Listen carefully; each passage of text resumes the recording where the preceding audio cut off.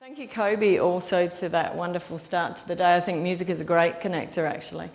I'm here to talk to you today about what's inside a samosa and why samosa has come to represent social inclusion for me and community connection. But I'm not talking about any old samosa, I'm talking about this one. I cooked this. It was the first samosa I'd ever made. And I have a story about why that does represent inclusion for me, but before I get on to that, I want to tell you about the place that it was made. And it's the Kalamunda Community Learning Centre. If you can just indulge me, I know we don't get comfortable closing our eyes, but just close your eyes for a moment and I want you to imagine this place. It's nestled in the hills, in natural bush, in an area close to Kalamunda Town Centre. There's lots of wildlife around, there's tall gum trees. As you enter the building, you're struck by an air of busyness and excitement because there are about 700 or 800 people in this centre, so you can imagine what that environment feels like. There are about 80 courses run through this centre. But it's not just the busyness and excitement that's in there and the energy, it's actually, there's a feeling of warmth and connection between all the people who are in there. So if you've got a picture of what that looks like, you can open your eyes. I wonder if any of you saw something like that in your mind. It looks a bit like a tin shed. It's actually an ex-golf clubhouse. And in the late 1970s, when it started as the Learning Centre, it was described as dilapidated back then. Not a lot has changed. The reality is, when you approach the centre, there's a sloping car park. There's lots of stairs to go into the centre. There is a ramp just down there, but you come to two doors that are pretty narrow and difficult to open. There's, just to add to the charm, some asbestos warning signs all around the building. It's full of second-hand donated furniture. It's got about, and it's run entirely, except for one paid creche staff member, it's run entirely by volunteers. No one seemed to be in charge in there. A couple of years ago when I first went there, it was run entirely on paper and cash systems. So I was looking for something to do a project for my master's on at the time, and I rang my supervisors and I said, I found it. I found this place I want to study. It is a wonderful place of community and connection. There's lots of happy people up there, all seem to be connected and doing things. I don't think anybody knows what they're doing up there though. It's fantastic, it's this little gem. So I called it a happy accident. And my supervisor said, I love the sound of that. Yes, please, go and do a proposal and come back to us. So I went away and I did a little bit of study and digging around, talked to a few people about the setup of this centre, and I rang them a couple of weeks later and I said to them, oh, I need to change the title of my thesis a bit. It's actually got to be No Happy Accident. Because what I discovered was that there was a really clear strategy, and this was set up in 1977. Over those 40 years, there was a really clear strategy and really clear principles that had underpinned this centre. And I really hope people don't get too easily offended in here. I'm about to get a little bit crass and use the F word. There's no other way to describe it. But it was feminism. And it's a bit of a stupid joke, but it was actually the F word of the late 1970s, and actually for the group of women that set it up, one of the things that they were most passionate about was inclusion. They really subscribed to the belief that feminism is good for everyone, where feminism improves the lot of women, it improves life for everyone. So they were really passionate about inclusion. This was a women's learning centre when it started, but it wasn't about shutting people out. There are other principles that underpin the centre as well, including that there was why I thought then no one seemed to be in charge in the centre. And the reason is because there's no single boss there. It's a shared decision-making group. So there were lots of principles that really fed into that. Now, I've mentioned that they were passionate about inclusion. If you remember that description of the reality of the centre and all the access issues, they were passionate about inclusion, but dealing with a lot of physical access issues. And Kiri's disappeared because I was going to point her out. But in an earlier Inclusion Solutions forum, she referred to a concept of if you can't deal with the pyramid, the physical, functional, and then social access issues, you should consider flipping it. So really focus on social inclusion, getting as many people as you can in the doors, and dealing with physical access issues, perhaps as they come up. They simply didn't have the funding to deal with those access issues.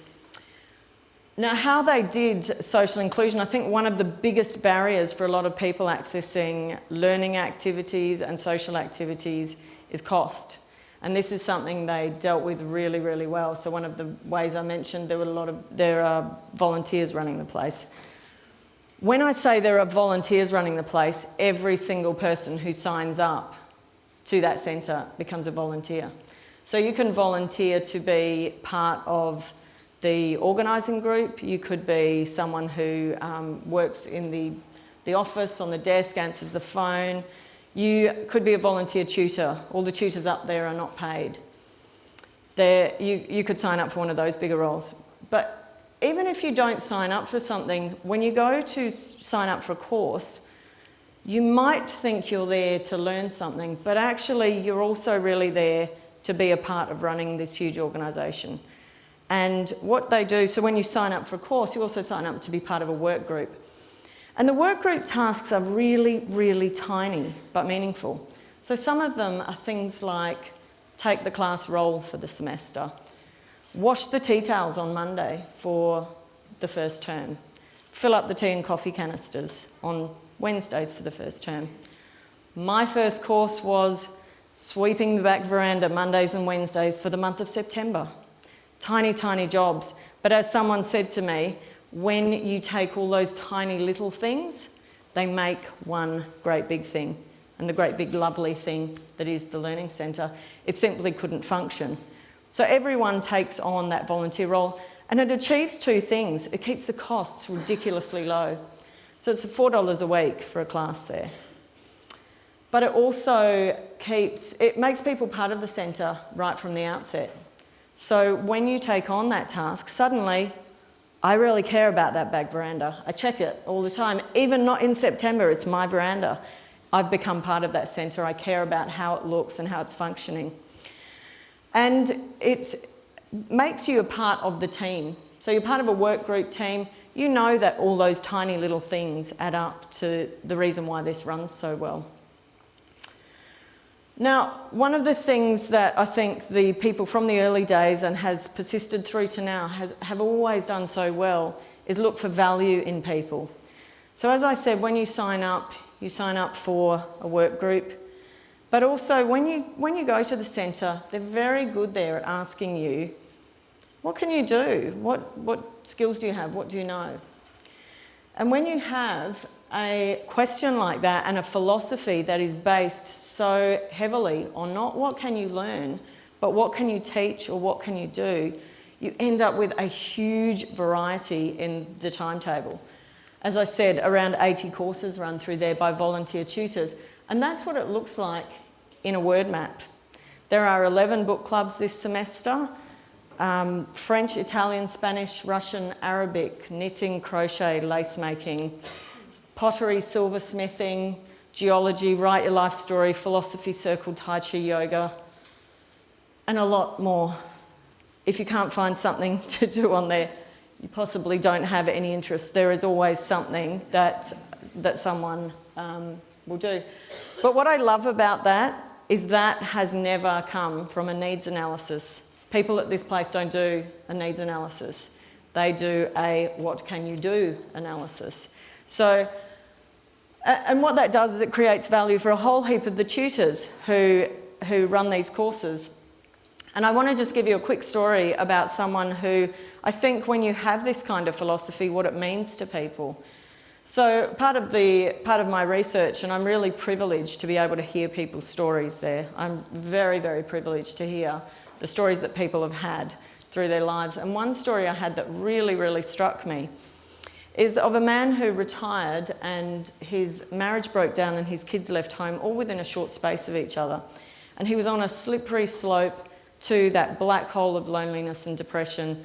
And someone said to him, why don't you go up to the Learning Centre and take a course? So he did, and he connected with people and he found friends, not just friends, but also acquaintances and people that he could wave to in the street. He was connected. And then someone said, why don't you teach a course? And he said, I'm a tradie, I don't teach a course. And they said, oh no, how about you teach a course, Handyman Skills for Women? It's now called, more politically correct, Home Maintenance. But when he taught it, girl power. I like that's what it was anyway. So he taught that and he became this esteemed tutor. People loved him. He got to know more people. Someone then said to him, how about you run for one of our coordinator roles, stand for election? And he said, oh no, I don't do that. I don't do office work. It's not me. He was a people person by his own admission, but he didn't want to do this. But he was coaxed into doing it. With some trepidation, he put his name forward, and he, by a really popular vote, he got one of the shared coordinator positions. And I could tell when he was telling me this story, he was really chuffed, very proud of himself. And I said to him, what did it feel like for you when that result came in? And with a huge smile on his face, he said, I really liked it. I felt like I mattered to people. And that for me, often when I tell that story, not in a big group like this, it brings me to tears, because there was someone who we were going to lose to this awful thing called ageism, where we thank people for their years of service and paying tax, and then they're supposed to go off to this lovely land of retirement, and it's supposed to be wonderful, but for a lot of people it's loneliness and isolation. And I say that in the context of the fact that statistics show that one of our highest age groups of suicide rates now is in age 65 and over. So we could have lost him. He is a person of value, and we could have lost him because we just saw a tradie who had retired. But he's involved with the centre. It's a little bit of a cautionary tale for me at the moment, because a few weeks ago he injured himself and he is unable to drive. And I went down to see him and I said, how are you going with everything? He said, everyone's been great. I've got lots of friends and people come pick me up and take me to the shops and everything like that. Everything's great. But I have come to know the true meaning of loneliness. So for me, it really rings in my head, I think, the fact that when I spoke to one of the founding members of the Learning Centre, she said to me, inclusion and connection are not passive things. You can't put a welcome mat out and open the doors and say, we're here, come on in. You have to reach out into the community. You have to go out to where the people of need are, and you have to bring them in. And the other thing for me with that story is it's an ongoing concern. We have to be vigilant. It's not a one-off, make a connection. You have to keep focusing on keeping those connections there. So what the heck does this all have to do with this samosa? Well, I was a newbie to this centre and I didn't really get what was going on in this centre. I signed up for some Indian cooking classes and I went along. I've been to other cooking classes. There's a certain expectation you have, so I went along. And on the day I went in, there was a young Indian lady there who had, I love that question we ask, and they're very good at the centre. They see someone has this young Indian neighbour move in next door and they say, oh, can you cook? We need an Indian teacher, Indian cooking teacher. That'd be great. So she got connected into the centre anyway, but she turned up, she didn't know what she was doing. She'd never done this before. She was new to the area, no family in the area. Her husband is a FIFO worker, so no real support around. Anyway, I turned up to the first class and there were no recipe sheets. There were some ingredients. She wasn't really sure what we were going to do with them, and her 3-year-old daughter was there. So I'm standing there processing the OH&S issues and the lack of professionalism and structure and what is going on. For my $4 a week, I better be getting my value for money. So I watched, and we got a lesson in how to make a samosa, and I got a lesson in social inclusion. Because I watched as she said something about the recipe sheets and someone said, don't worry about that. Tell me the ingredients and I'll write them down and I'll email them to everyone. Everyone give me your email and I'll send them out to everyone. She said, I couldn't get many ingredients at the shops as Coles and Woolies didn't really have what I wanted. Someone said, oh no, the Canning Vale supermarkets. I'll go down there for you and I'll get them. I'll collect money from everyone and do that. Or you can come with me. Shall I pick you up and we'll go on a little outing and do that together? And then there was the matter of her daughter, and someone said, oh, well, no, because you're a volunteer tutor and we really want these cooking lessons, the centre will organise a volunteer babysitter to come in and sit in the next door room with your daughter while you teach. But this week, I've got some paper and pens here and we'll draw that. Someone passed me some samosa pastry. I'm going to roll some shapes out. So I had this kind of epiphany and I wanted to walk over to her at one point and I said, oh, just to let you know, they're not going to let you fail. You're not leaving here, like after one lesson, not being part of this. You're part of this community. They're going to make sure of that. And I thought it really was just a lovely lesson in how people who kind of quite humble, just going about their business. One of the final parts of that story was someone came up to me after and said, I heard you're doing a project, what's it on? And I said, social capital and social inclusion. And they said, what's that? And I said, it just happened here. So, but I love samosas, but I love a good analogy just as much. So for me, I kind of came up with what's happening there? What's the analogy that I can take from that? There are some kind of key ingredients to a samosa. Potato forms the bulk of a samosa, and for me, that is the group of people. When a group of people come together, especially a group like this at the Learning Centre, a group of humble, unassuming people get together and make something happen. The P's for me represent the principles that float around in amongst everything that's going on in there. The spices, of course, are the attributes and the talents that everyone brings to that centre. Huge varieties, you can see, makes a very unique flavour. And the pastry, again, 2 fairly simple ingredients, or maybe 3, flour, water and a bit of ghee. Coming together, the pastry represents all the connections that people make, because that's actually what keeps the organisation strong. It's 42 years old now. A lot of the founding members aren't there anymore. The principles are embedded in everyone and inculcated, really. When you take courses there, you get these lessons in social inclusion, you understand how it works. And when you get those ingredients right and you get the temperature of the oil right by including everyone in your community, people are fed and people are nourished.